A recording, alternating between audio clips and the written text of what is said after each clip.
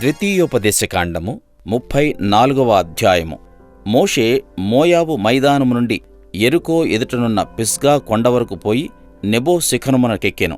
అప్పుడు యెహోవా దాను వరకు గిలాదు దేశమంతయు, నఫ్తాలి దేశమంతయు, ఎఫ్రాయిము మనష్యేల దేశమును, పశ్చిమ సముద్రము వరకు యూదా దేశమంతయు, దక్షిణ దేశమును, సోయేరు వరకు ఈత చెట్లు గల యెరికో లోయ చుట్టూ మైదానమును అతనికి చూపించెను. మరియు యెహోవా అతనితో ఇట్లనెను, నీ సంతానమునకిచ్చెదనని అబ్రాహాము, ఇస్సాకు, యాకోబులకు నేను ప్రమాణం చేసిన దేశం ఇదే. కన్నులారా నిన్ను దాన్ని చూడనిచ్చితిని గాని నీవు నది దాటి అక్కడికి వెళ్ళకూడదు. యెహోవా సేవకుడైన మోషే యెహోవా మాట చొప్పున మోయాబు దేశములో మృతినొందెను. బెత్పయోరు ఎదుట మోయాబు దేశంలోనున్న లోయలో అతడు పాతిపెట్టబడెను. అతని సమాధి ఎక్కడున్నదో నేటి వరకు ఎవరికీ తెలియదు. మోషే చనిపోయినప్పుడు 120 సంవత్సరముల ఈడుగలవాడు. అతనికి దృష్టి మాంద్యము లేదు, అతని సత్తువు తగ్గలేదు.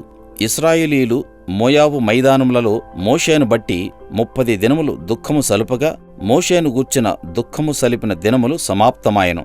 మోషే తన చేతులను నూను కుమారుడైన యెహోషువ మీద ఉంచియుండెను గనుక అతడు జ్ఞానాత్మపూర్ణుడాయెను.